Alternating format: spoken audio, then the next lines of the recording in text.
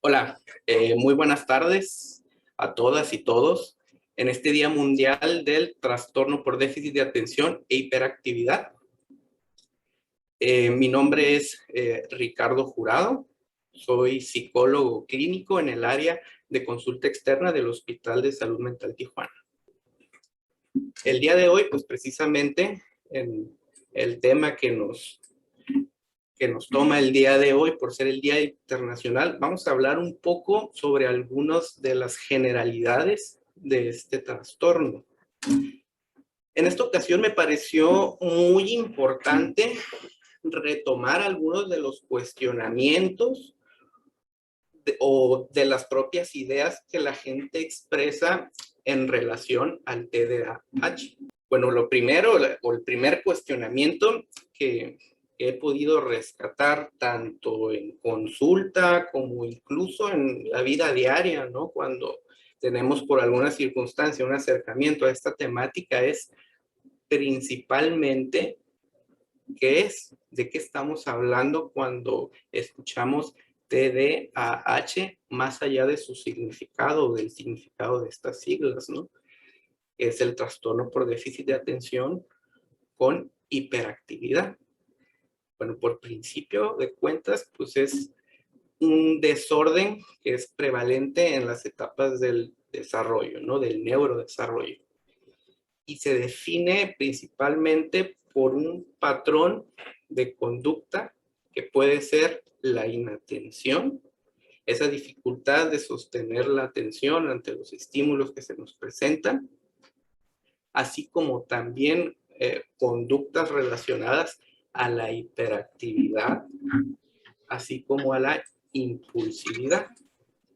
Hablamos de un déficit precisamente en el control de la atención.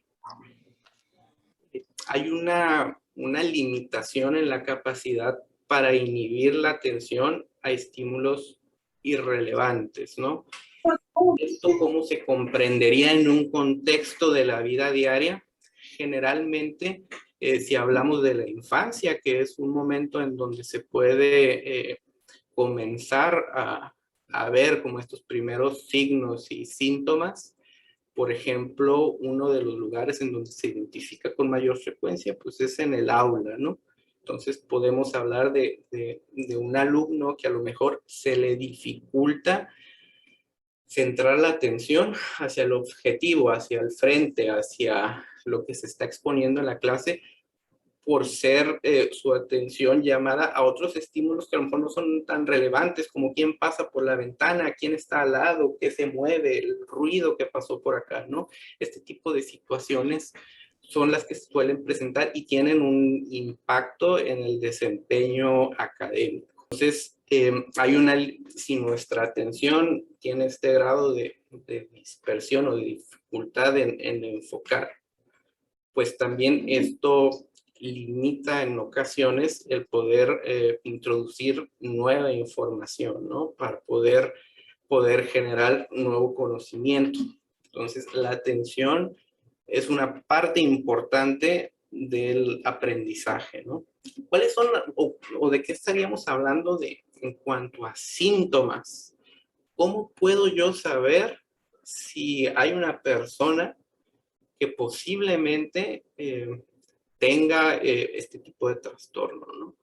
Hablábamos de inatención, de hiperactividad, así como también control de los impulsos.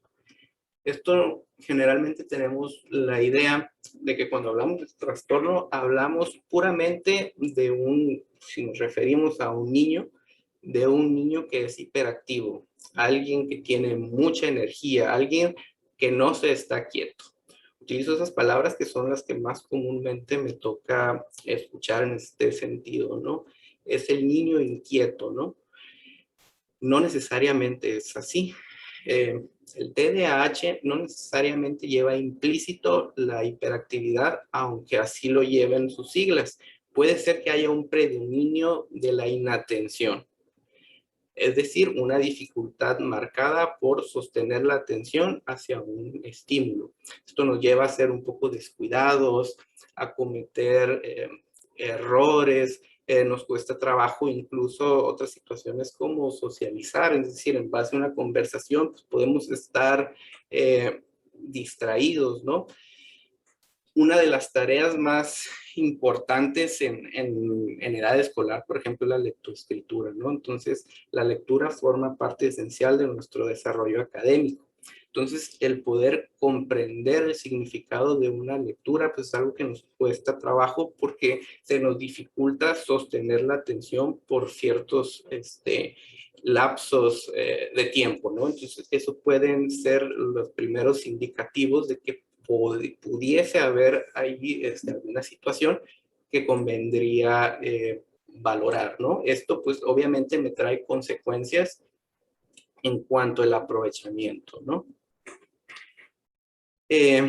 También tenemos la otra parte, ¿no? Que es el predominio hiperactivo impulsivo. Ahí sí podríamos estar hablando de una excesiva actividad motora en momentos en donde no sería lo adecuado. Por ejemplo, el aula, ¿no? El aula pues tiene sus momentos. Entonces, ahí sería un lugar donde no sería conveniente a lo mejor salir de clases o levantarse sin motivo aparente o algo que no está marcado dentro de las actividades que se está realizando, ¿no? Esto también, la impulsividad nos puede llevar a hacer comentarios que a lo mejor pueden estar un poquito fuera de lugar, eso que podríamos llamar como el no tener filtro, el hablar en momentos en donde no es tampoco lo adecuado, ¿no? E interrumpir en medio de conversaciones, por ejemplo, ¿no? Eso podría ser otra de las causas, ¿no? O de los signos, síntomas, ¿no? Y en cuanto a esta impulsividad, la incapacidad para demorar la gratificación. ¿Qué significaría esto? Este deseo de seguir nuestro impulso por obtener algo que deseamos, ¿no? Queremos las cosas ya, incluso también cuando no es el momento adecuado para hacerlo así. Si quiero algo, se me dificulta esperar hasta salir a jugar, por ejemplo, hasta que sea el recreo, ¿no? En este caso escolar, ¿no? Y en ese momento no es el adecuado y yo no puedo parar ese impulso de correr o de jugar, ¿no? O de hacer una actividad que está destinada para un tiempo en particular, ¿no? Otra variante podría también ser una variante mixta, en donde podríamos ver algunos elementos de estos dos subtipos que pueden ocurrir también en el mismo tiempo. Entonces sería con predominio mixto. Ahora todos los niños tienen TDAH. Me parece importante señalar que a veces tenemos esa creencia de que hay una sobreestimación del problema. Yo creo que es importante entender que es una realidad. Tenemos aquí algunos números, ¿no? De incidencia, ¿no? De un 5 a un 7% para los niños y un 2 a un 4% para las niñas. Tienen una mayor incidencia en el niño, en el varón. Y generalmente este tipo de pensamientos son los que nos llevan a desestimar una situación que posiblemente podríamos atender y obtener un buen diagnóstico. En eso se basa, o eso es lo que hace la diferencia, la posibilidad de tener la información, de poder entender cuáles son algunas de las conductas, de los síntomas que pueden llegarse a presentar para poder acceder a tener un buen tratamiento, pero primero que nada, un buen diagnóstico. Eso es lo que hace la diferencia. Y creo que a veces hay creencias que están basadas en el desconocimiento, ¿no? Y esto es lo que precisamente crea la pertinencia de hacer esta presentación, ¿no? El poder dejar de lado esos mitos, ¿no? De que queremos señalar a todos los niños que son inquietos. No es necesario, podemos ver algunos síntomas, entonces lo que hacemos es una valoración para ver si realmente se está presentando esa problemática. Es decir, ¿cómo sé si realmente pues, es un niño que tiene mucha energía o es un niño que a lo mejor puede estar presentando una situación? Todo depende, y no solo en este tipo de situaciones, en general, para solicitar el apoyo, estos signos, estos síntomas, tienen que traerme dificultades en situaciones de la vida diaria.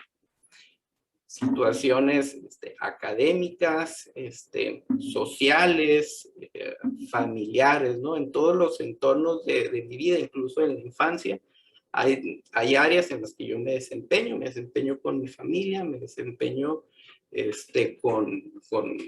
la escuela, en el recreo también, es un pequeño submundo aparte de los niños, ¿no? Si gustan, si tienen alguna duda, podríamos escribirlas en el chat y al final les damos lectura y disipamos en la medida de lo posible las dudas. Entonces, este tipo de síntomas tienen o intervienen de manera negativa en lo académico. Mi aprovechamiento se ve afectado, mi nivel de aprendizaje, tengo problemas a lo mejor para socializar con mis compañeros o incluso en casa puedo tener algunas dificultades, ¿no? Muy marcadas debido al comportamiento.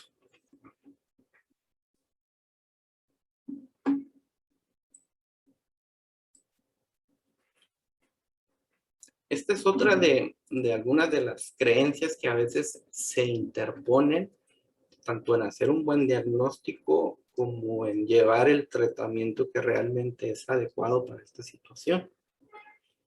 El quitarle o el desestimar un problema, ¿no? Es solo una cuestión de conducta, lo estamos minimizando. Lo único que necesita es mano dura, es lo que le hace falta es ser enérgico, ¿no? Más con el niño, que aprenda, ¿no? Entonces, cuando hablamos realmente de un problema, de un trastorno de déficit de atención, hablamos de situaciones en los diferentes niveles de la persona, ¿no? A nivel neuroquímico, si nos vamos a ese elemento más básico y esencial de la vida, que es la neurona, y aquellos,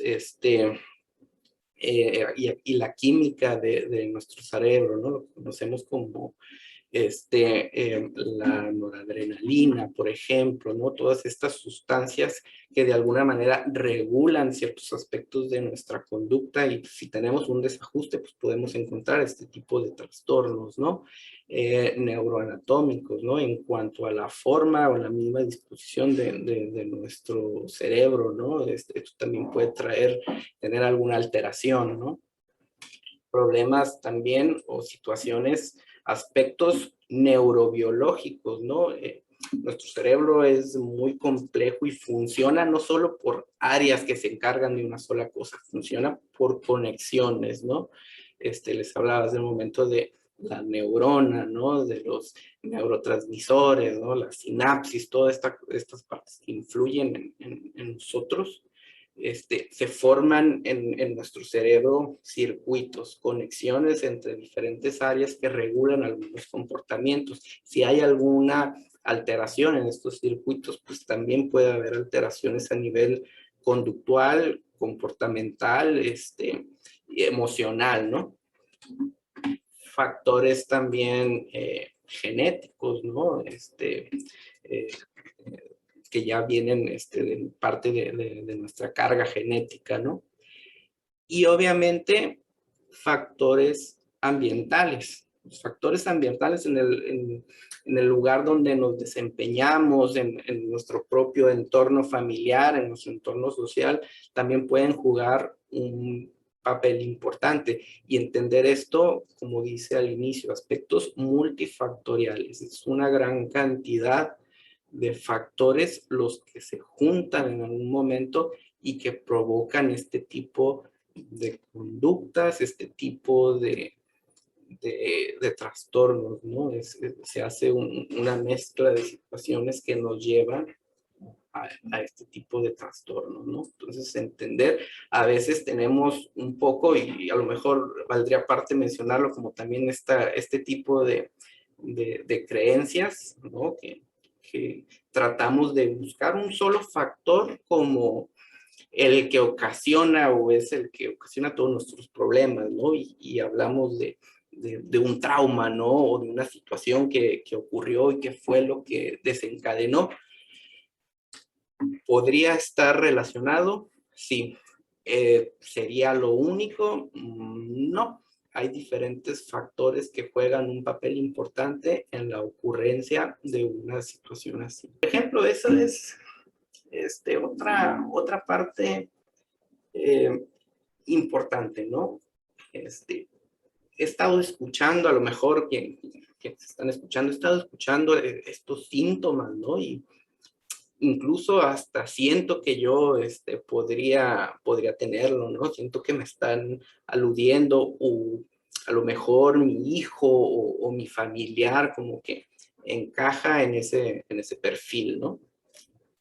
Primero que nada, lo que veíamos en las diapositivas anteriores, qué tanto este tipo de signos y síntomas, si es que realmente se presentan, qué tanto afectan mi funcionamiento en mi día a día, en mi vida diaria, en los diferentes roles que juego en mi vida, en las diferentes actividades que conforman mi vida, ¿no? A nivel académico, ¿no? A nivel social, a nivel familiar, ¿no? Que tanto esto me trae desventajas muy marcadas que pueden poner en riesgo un óptimo desempeño en mi vida, ¿no? Entonces, si realmente yo veo que hay este tipo de situaciones, ¿qué es lo que me quedaría? Pues a lo mejor indagar un poco en aquellas personas con las que generalmente existe el primer acercamiento. ¿A qué me refiero yo con esto? Bueno, empiezan a notar este tipo de signos y síntomas, como lo mencionaba ahorita, los familiares. Son los que empiezan a ver a lo mejor que hay algo ahí en cuanto a este tipo de conductas, ¿no? Que posiblemente nos podría hablar de la existencia de un trastorno como este. Los cuidadores primarios. Hoy en día entendemos también que la dinámica económica, social, la familia en sí mismo se ha modificado mucho en los últimos años y hoy en día es muy difícil que no trabajen los dos padres, ¿no? Entonces, puede haber alguien dentro de la misma familia que funja como cuidador principal, aquellos niños también que están a lo mejor en una institución como una guardería, por ejemplo, pues también ahí se pueden observar este tipo de situaciones, ¿no? Entonces también son como un primer acercamiento, un primer contacto con estos posibles síntomas y donde podemos obtener un poco de información, ¿no? Obviamente también los maestros juegan un papel importante, ya que pues, son quienes pasan gran parte del día y tienen una estructura como más adecuada. Hay horarios, hay actividades establecidas, ejercicios, hay un código de disciplina preexistente y es por esto que es un lugar en donde a lo mejor es de los más comunes que sea donde se tenga como una primera idea de que exista una posible situación de TDAH, ¿no? Con algún niño, ¿no? Obviamente la misma formación del maestro, pues también lo lleva a detectar una posibilidad. Y eso me lleva también a una de las diapositivas anteriores. Todos tienen TDAH, ¿no? O todos los niños tienen TDAH. Muchas veces el maestro detecta, pero el maestro no está haciendo un diagnóstico, no está diciendo este niño tiene TDAH. Entonces muchas veces es nuestra interpretación. En el ámbito de la consulta, pues me toca ver a veces cuando hacemos una entrevista, una historia clínica, escucho que dicen, no, es que lo diagnosticaron. ¿Quién? El maestro, pero nunca lo llevamos a un psicólogo o a un psiquiatra o con un neurólogo. Bueno, el maestro no hizo un diagnóstico como tal, a lo mejor nosotros lo interpretamos así, pero el maestro vio posibles signos, síntomas, comportamientos que le hacían entender quizá la posibilidad de que pudiese existir alguna situación así. Por eso lo remitió o lo canalizó, hizo la sugerencia, vaya, de que acudiera con un profesional de la salud, precisamente para hacer un diagnóstico. Pero el maestro en sí no está haciendo ese diagnóstico, simplemente nos está informando para que nosotros pues tomemos la vía adecuada, ¿no? Algunas veces también cuando acudimos o llevamos a nuestros hijos a un pediatra, pues también podemos ahí, muchas veces, que es el profesional de la salud con el que usualmente tenemos un contacto, eh, pues vamos con él y les manifestamos algunas preocupaciones que tenemos, más allá incluso de la cuestión de salud física o crecimiento, ¿no? Podemos enfocar también en esa parte y también tienen pues esta posibilidad de canalizarnos hacia el profesional adecuado, ¿no? Pues obviamente pues un médico, ¿no? A veces si no tenemos algún pediatra con el que acudamos, pues llevamos a nuestro hijo con un médico familiar, un médico general, y él también nos puede canalizar con la persona adecuada, ¿no?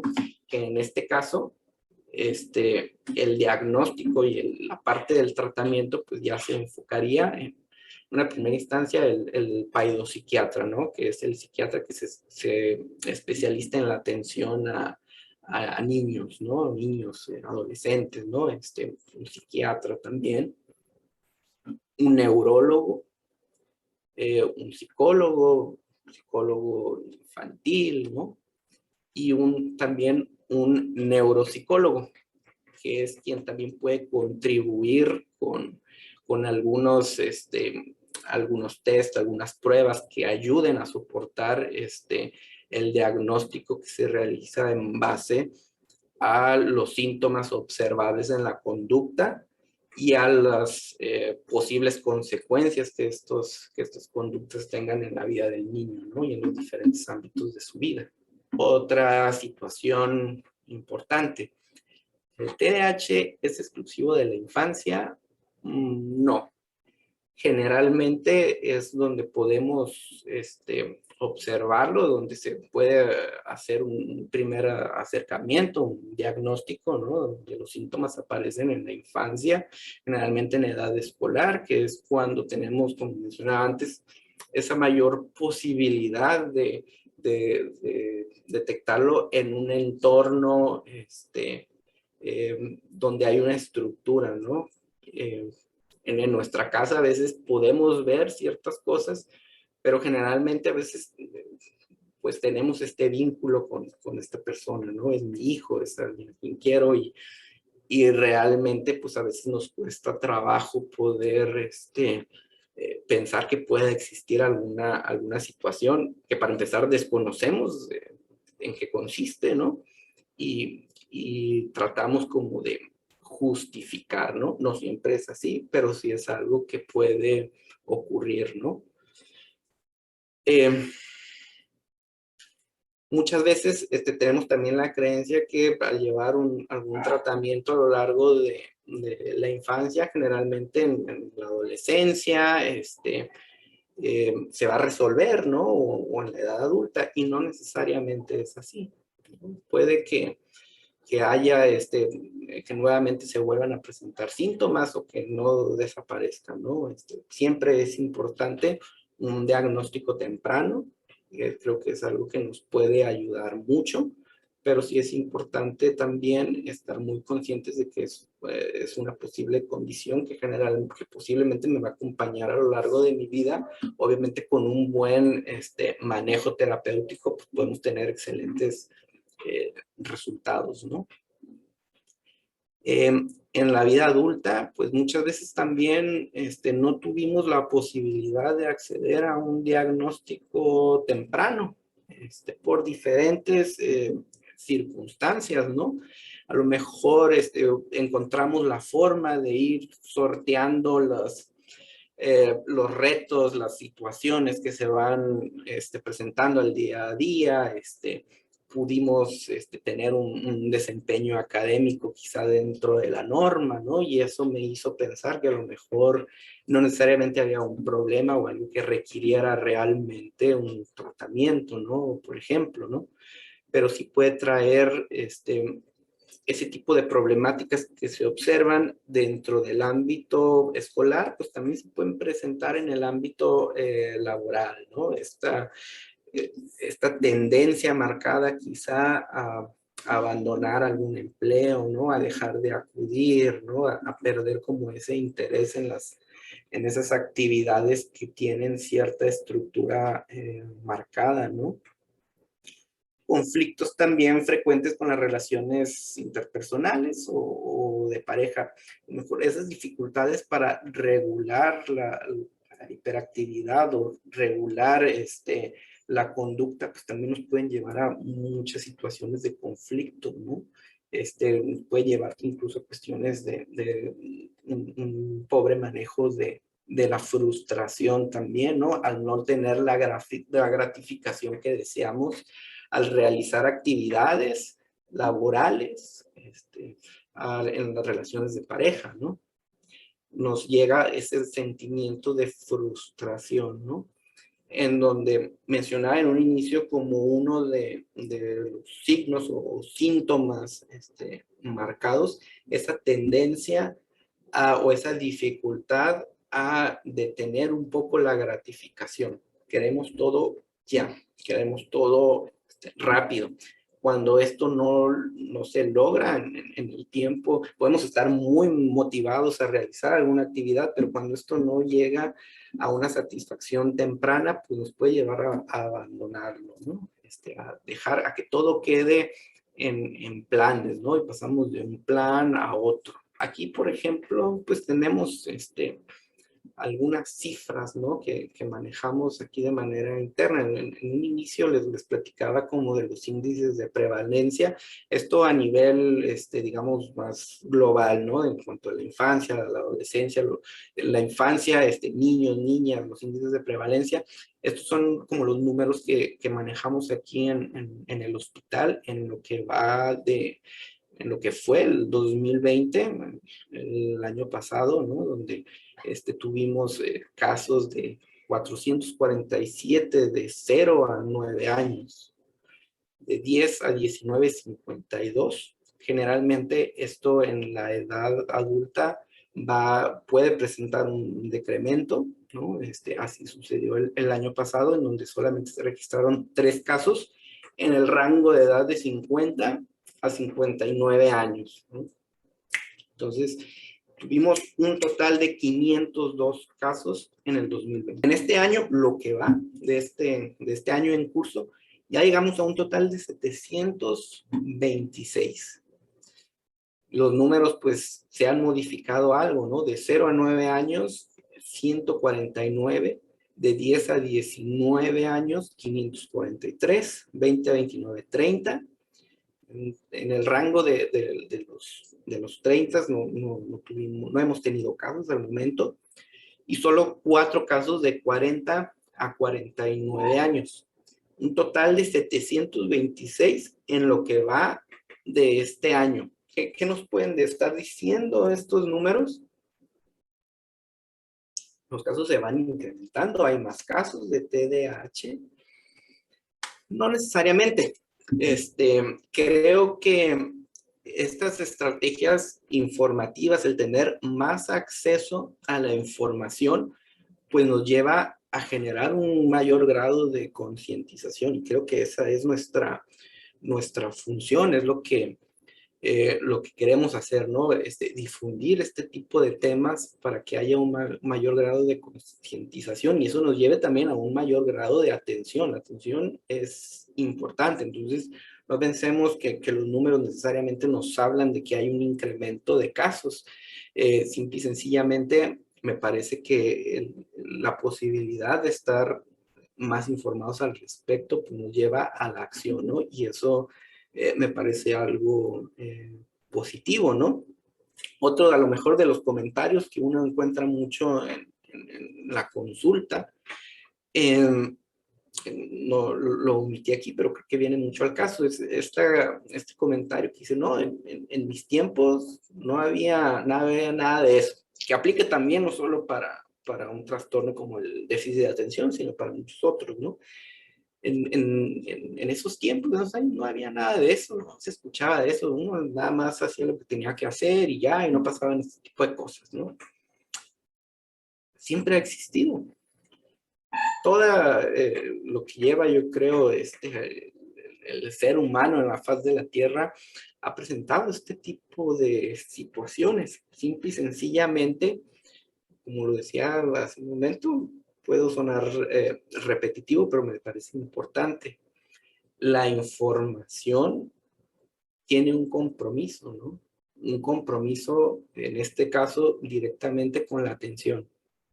Entonces, creo que eso es algo necesario y eso es parte de lo que buscamos, ¿no? Que esas personas que conviven con este tipo de situaciones, sepan que hay apoyo, que hay formas de tratarlo y de mejorar, ¿no? Que eso es lo que deseamos, de tener una vida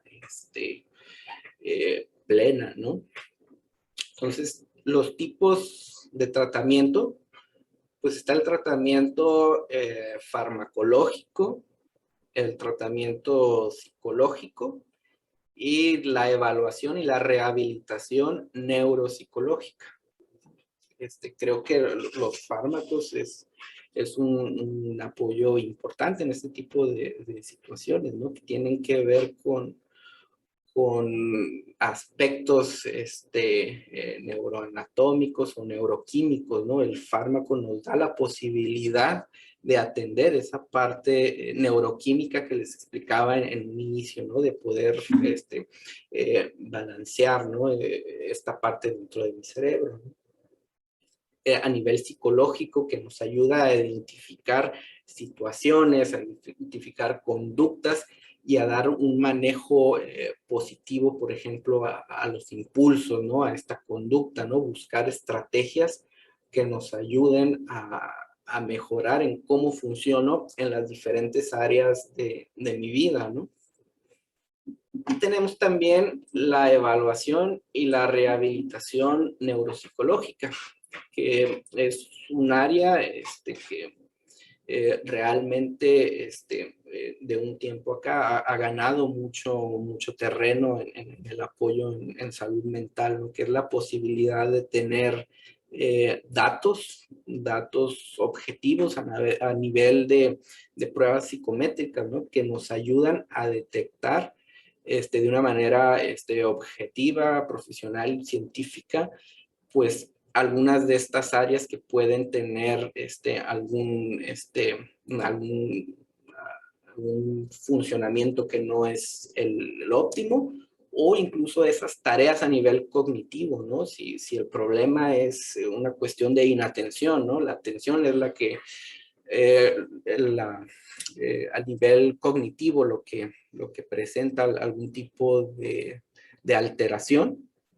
Bueno, necesito yo explorar dentro de ese dominio cognitivo que conozco como atención, qué parte de la atención es la que se encuentra alterada, ¿no? Es la atención focalizada, la atención selectiva, ¿no? ¿Cuál es esa parte de ese dominio que yo, como neuropsicólogo, necesito reforzar para lograr cambios positivos en la vida de esta persona, ¿no? Y esta sería la parte del proceso de rehabilitación. En base a los resultados se realiza una estrategia, un plan de intervención que nos ayuda a rehabilitar, a estimular o en algunos casos a compensar algunas funciones que lo requieran, ¿no? Esto con el objetivo de mejorar el funcionamiento en las diferentes áreas de nuestra vida, ¿no?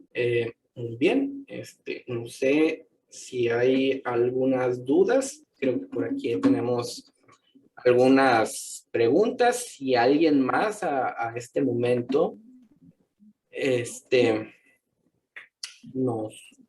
tiene una nueva duda que aún no ha plasmado, puede hacerlo en este momento, ¿no? Porcentajes de la población. ¿Qué porcentaje de la población se estima que padece déficit de atención e hiperactividad? Bueno, hablamos de una prevalencia aproximada de alrededor del 5% en niños, alrededor del 3% en niñas aproximadamente, ¿no? Son los números que tenemos como de manera global y que más o menos se mantienen en diferentes poblaciones, ¿no? No es algo exclusivo de aquí, pero digamos que es como una tendencia que existe en las diferentes regiones. Les compartía hace un momento algunos números que son los que nosotros manejamos, pues obviamente aquí a nivel de la ciudad, ¿no? De algunos casos. Digo, esto hay que entender que se estima un 3-4% de población infantil, niños, niñas. Lamentablemente no todos llegan a tener un diagnóstico, ¿no? Entonces hay cierta parte de la población que no llega a formar parte de la información que tenemos, ¿no? Porque no ha existido un proceso de seguimiento como tal, ¿no? Pero sí por eso se estima que están alrededor 5% niños, 3% niñas aproximadamente. ¿Una persona puede padecer el trastorno hasta la vida adulta? Sí, ya lo habíamos tocado ese tema. Sí, hay una posibilidad de que esto se mantenga en la vida adulta, que incluso podemos llegar a una fase de revisión en la adolescencia, en donde no se presentan síntomas y que en algún momento pueda volver a incidir, ¿no? Los síntomas. Entonces es importante también conocer la información, pues para saber cuándo esto puede reaparecer o aún lo seguimos viviendo, ¿no? Me parece importante resaltar, hay algunos trastornos, este es uno de ellos en donde no recibimos la atención adecuada, el diagnóstico, que es lo primero y lo esencial, aprendemos a vivir con esto. Lo hacemos o lo tomamos como parte de mi personalidad y así también nos lo refuerza el entorno, ¿no? Es que ella es así, o él es así, o tú eres así, ¿no? Y llega a ser como parte de nuestra vida, como algo esperado, ¿no? Que con lo que aprendo a vivir y convivir, ¿no? Entonces sí, totalmente en la vida adulta puede prevalecer. ¿Qué pasa si no se atiende desde la infancia? Es difícil hacer un pronóstico porque esto puede variar algo dependiendo de diferentes factores. Como veíamos en unas diapositivas atrás, es multifactorial. Sí, está la parte neuroquímica, neuroanatómica, neurobiológica, y a lo mejor estaba al final, pero no más importante, pues el entorno social. Eso también puede influir bastante en el rumbo que tome el padecimiento, ¿no? O el rumbo que tome la persona que vive con este trastorno sin tener un manejo terapéutico adecuado y necesario, ¿no? Es difícil, puede que tenga complicaciones escolares, ya hablábamos un poquito de eso, puede que tenga dificultades a nivel laboral, por ejemplo, u otro tipo de situaciones que a lo mejor puedan ser más complicadas, ¿no? Que nos lleven a ciertos riesgos a nuestra integridad, a nuestra salud, ¿no? Lo que pasa es que no quisiera ser como o caer en el determinismo. Si no se atiende, esta persona va a pasar por esto. Es difícil saberlo. lo mejor que podemos hacer ante la posibilidad, buscar la atención adecuada con los profesionales indicados, ¿no? Porque sí, cada persona puede tomar un rumbo distinto, aunque sí podemos encontrar algunas variantes, no así una sola posibilidad, ¿no? ¿Qué tan complicado es para los menores con déficit de atención las clases en línea? Bueno, las clases en línea ya de por sí son complicadas para todos, ¿no? Incluso para quienes no tienen un diagnóstico como tal. Es decir, hay que entender, es una situación totalmente sin precedentes para nosotros, por más de que poco a poco las redes sociales, la tecnología, nos va llevando a lugares nuevos. Esta tecnología ya existía antes de que, previo a la pandemia, pero no nos habíamos visto forzados a depender de ella, ¿no? Como lo hacemos en este momento.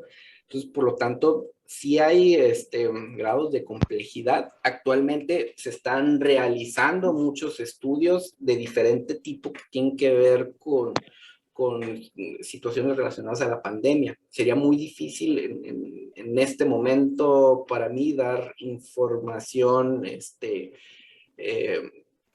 veraz, objetiva, ¿no? De estudios que en este momento todavía están como en proceso de realizarse. Creo que podemos a lo mejor asumir que puede causar dificultades. Lo complicado sería de momento entender hasta qué grado, ¿no? Entonces sí creo que es algo todavía que tenemos pendientes y que creo que podría ser un buen tema para retomar en algún momento en estos espacios, ¿no? Ya con esa información, ¿no? De estos nuevos estudios que se están realizando.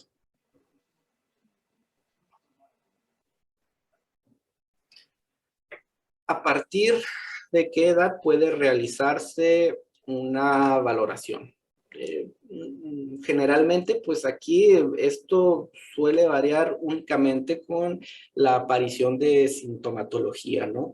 Generalmente, en promedio, un poco entre los 7 años, antes de los 7 años, no es donde se puede realizar una valoración, es en los momentos en donde se pueden tener más datos que nos lleven a una posibilidad. ¿Por qué? Porque estamos en la edad escolar, entonces a lo mejor es mucho más fácil. ¿Puede ser antes? Sí, puede ser antes si nosotros vemos algunas posibilidades y nos acercamos con el profesional adecuado. Hay pruebas que son para preescolares, ¿no? Y nos pueden ayudar a empezar un buen diagnóstico y a iniciar con alguna intervención, ¿no? Entonces, no hay una edad específica, generalmente tiene que ver con el comienzo tiene que ver con el momento del desarrollo, ¿no? Cuando alcancemos un desarrollo en donde se puede observar este tipo de dificultades,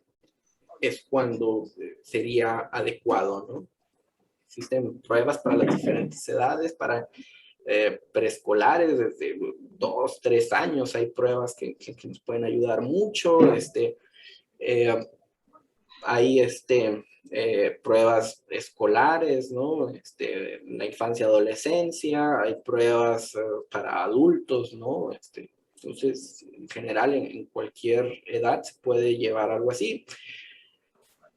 Obviamente, cuando exista la presencia de síntomas significativos que traigan complicaciones a nivel de alguno de las áreas de la vida, ¿no? Como lo académico, lo familiar, lo social, ¿no? Eso es importante resaltarlo, ¿no? No es a lo mejor algo así como pues voy a hacer una prueba nada más para ver si sí o si no. Digo, si no hay algún síntoma, pues no siempre no siempre se medica, sí es un muy buen apoyo. Creo que sí es lo que nos puede dar, o nos puede ganar un poco de tiempo a nivel neuroquímico, como les explicaba en un inicio. Y creo que también es un tema que por sí mismo puede ser tema central de otra charla, ¿no? El sentido del medicamento, ¿no? Que también en cuanto al medicamento, pues tenemos muchas creencias. No siempre se medica. Yo estoy convencido que es algo que puede ayudar cuando se combina con la psicoterapia o con la intervención, el diagnóstico y la intervención neuropsicológica, ¿no? Creo que son dos cosas que pueden fusionarse y funcionar y traer muy buenos resultados, ¿no? Para la vida del paciente. Retroalimentación en cuanto a signos, síntomas. Si hablamos de inatención, hablamos de esta dificultad para centrar la atención, para discriminar entre lo que hay a nuestro alrededor, de lo que realmente necesita nuestra atención, ¿no? Por ejemplo, algo que he escuchado mucho en diferentes situaciones y con diferentes personas, un comentario en particular que repiten una y otra vez, que es, no, este niño o esta niña pasa una mosca y se distrae.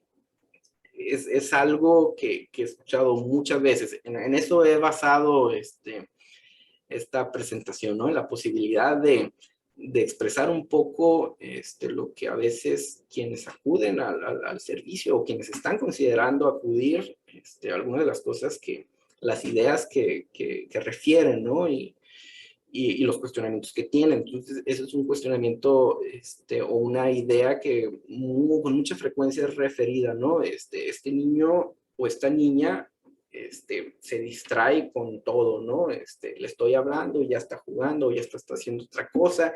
En el salón pasa mucho, ya se levantó, no termina sus actividades, ¿no? Eso sería en cuestión de hiperactividad en inatención. También pasa mucho en el adulto, esta sensación como que uno se pierde en sus propios pensamientos, ¿no? En medio de una conversación, ¿no? Entonces, eso en relación a la inatención, esta dificultad para poder incluso consolidar el aprendizaje.